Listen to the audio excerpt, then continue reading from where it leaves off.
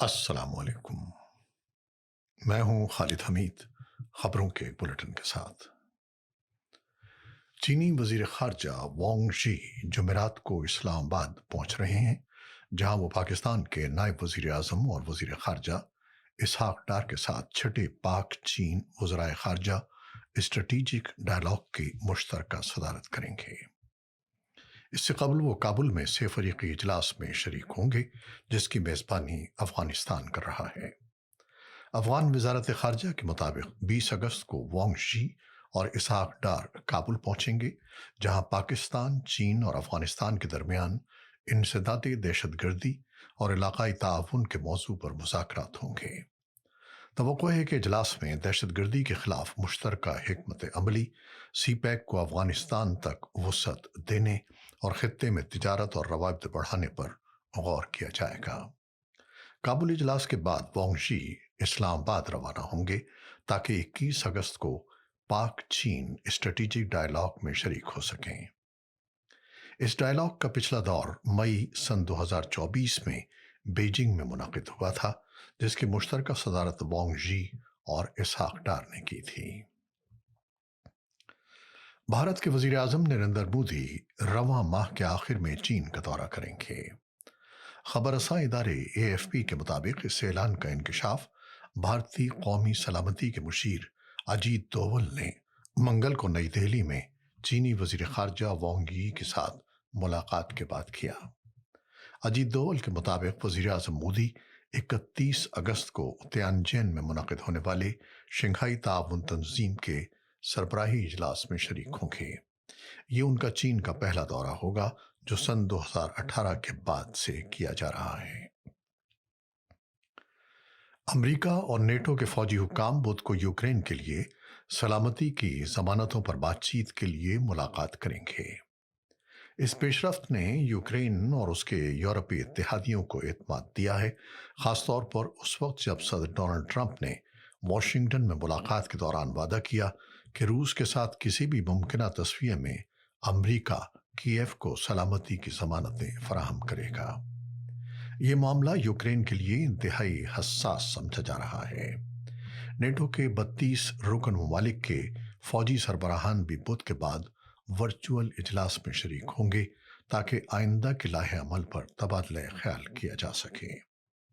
ادھر امریکی انتظامیہ کے ایک سینئر اہلکار نے بتایا ہے کہ وائٹ ہاؤس روسی صدر ولادیمیر پوٹن اور یوکرینی صدر ولادیمیر زیلنسکی کے درمیان ممکنہ سربراہی اجلاس کے لیے تاریخ اور مقام طے کرنے کی کوششوں میں مصروف ہے تاکہ جنگ کے خاتمے پر بامقصد بات چیت ممکن ہو سکے۔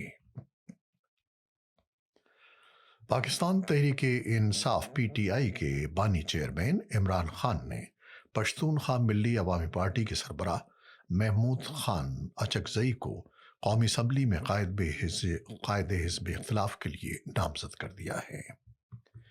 PTI کے ذرائع کے مطابق عمران خان نے یہ فیصلہ اڈیالہ جیل میں ملاقات کے دوران پارٹی رہنماؤں کو بتایا۔ یاد رہے کہ سابق اپوزیشن لیڈر عمر ایوب 9 مئی کے مقدمات میں انسدادی دہشت گردی عدالت سے سزا پانے کے بعد نہ صرف اپوزیشن لیڈر کے عہدے سے ہٹا دیے گئے تھے، بلکہ انہیں پبلک اکاؤنٹس کمیٹی سمیت قومی اسمبلی کی تمام قائمہ کمیٹیوں سے بھی فارغ کر دیا گیا تھا۔ بعد ازاں الیکشن کمیشن نے عدالت کے فیصلے کی روشنی میں عمر ایوب اور شبلی فراز کی نااہلی کا نوٹیفیکیشن جاری کیا، جس کے خلاف دونوں رہنما اس وقت پشاور ہائی کورٹ میں اپیل دائر کیے ہوئے ہیں۔ سپریم کورٹ آف پاکستان نے پاکستان تحریک انصاف کے بانی چیئرمین عمران خان کی 9 مئی کے مقدمات میں ضمانت کی اپیلوں پر سماعت کل تک کے لیے ملتوی کر دی۔ چیف جسٹس یحییٰ آفریدی کی سربراہی میں قائم بینچ نے کیس کی سماعت کی، جس میں عمران خان کے وکیل سلمان صفدر، ان کی ہمشیرہ علیمہ خان اور معاون پروسیکیوٹر عدالت میں پیش ہوئے۔ سماعت کے آغاز پر معاون پروسیکیوٹر نے عدالت کو آگاہ کیا کہ special prosecutor Zulfiqar Naqvi food poisoning کے باعث عدالت میں پیش نہیں ہو سکتے، لہذا کیس کو اگلے ہفتے تک ملتوی کیا جائے۔ تاہم چیف جسٹس نے ریمارکس دیے کہ سماعت کل رکھی جا رہی ہے کل صورتحال دیکھ لیں گے۔ راولپنڈی کی انسداد دہشت گردی عدالت نے GHQ حملہ کیس میں پاکستان تحریک انصاف کے رہنماؤں سمیت متعدد ملزمان کے ناقابل ضمانت وارنٹ گرفتاری جاری کر دیے ہیں۔ عدالت نے یہ فیصلہ 9 مئی کے واقعات سے متعلق 12 مقدمات کی سماعت کے دوران کیا۔ کارروائی کے دوران GHQ حملہ کیس میں 14 ملزمان کی حاضری سے استثناء کی درخواستیں مسترد کر دی گئیں۔ استثناء کی درخواستیں مسترد ہونے والوں میں PTI رہنما عمر ایوب، شبلی فراز، زرتاج گل، کمل چوزب، احمد چٹھا، راشد شفیق، رائے مرتضیٰ، بلال اعجاز اور چودھری آصف شامل ہیں۔ عدالت نے ان ملزمان کی بار بار غیر حاضری پر ناقابل ضمانت وارنٹ گرفتاری جاری کرنے کا حکم دیا۔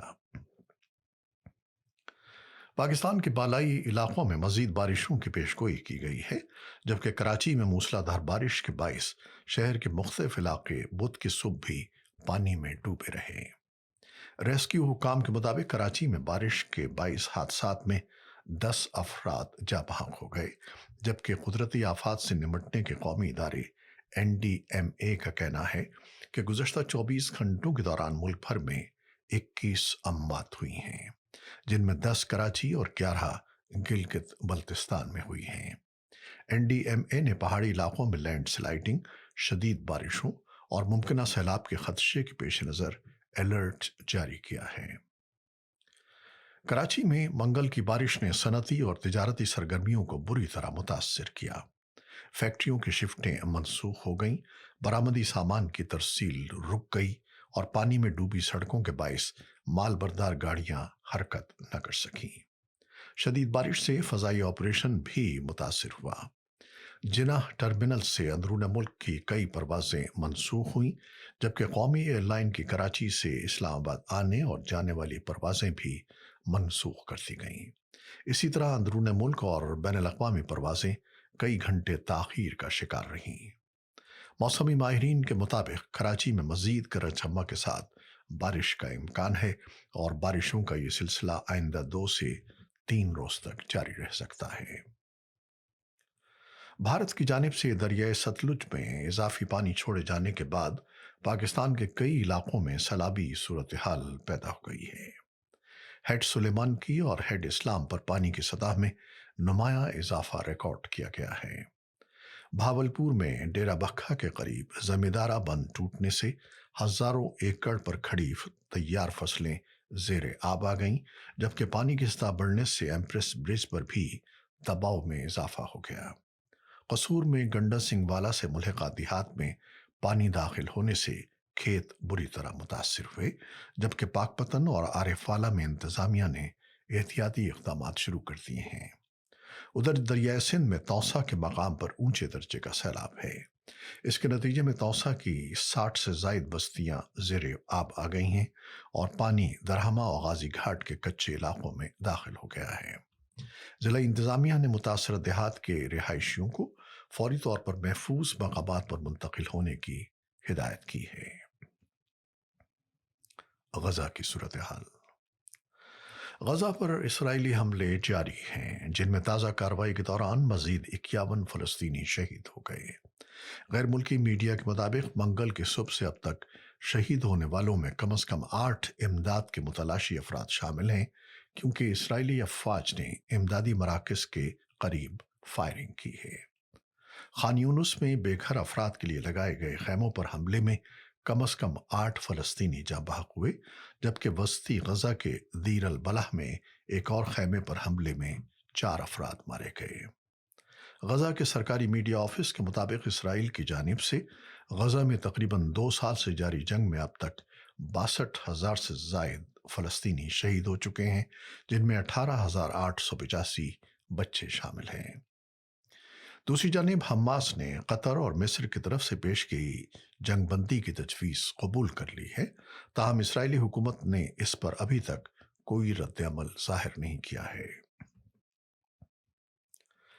پاکستان کی جوڈو کھلاڑی ملائکہ نور نے عمان میں منعقدہ ایشین اوپن جوڈو چیمپئن شپ میں چاندی کا تمغہ جیت کر ملک کا نام روشن کیا ہے۔ लकी मरवत की 20 साला जूडो खिलाड़ी मलाइका नूर ने 52 किलोग्राम कैटेगरी के सेमीफाइनल में मेजबान उर्दून की रानीम अलजजाजी को शिकस्त देकर फाइनल के लिए क्वालिफाई किया। लेकिन फाइनल में भरपूर कोशिशों के बावजूद मामूली फर्क से शिकस्त के बावजूद उन्होंने एशियन सतह पर जूडो मुकाबलों में सिल्वर मेडल जीतने वाली पहली पाकिस्तानी खातून बनने का एहसास हासिल कर लिया। ये थी वो खबरें जो हमने यूट्यूब चैनल के लिए आपके लिए पेश की हैं। आप हमारे चैनल को देखते हैं और शेयर करते हैं और अपने कमेंट्स में अपनी मोहब्बतों का इजहार करते हैं, जिसके लिए हम आपके बेहद ममनून हैं। अपनी इन कोशिशों को जारी रखिएगा और हमारे चैनल को सब्सक्राइब भी कीजिएगा। खालिद हमीद को अब इजाज़त दीजिएगा। अल्लाह हाफिज़।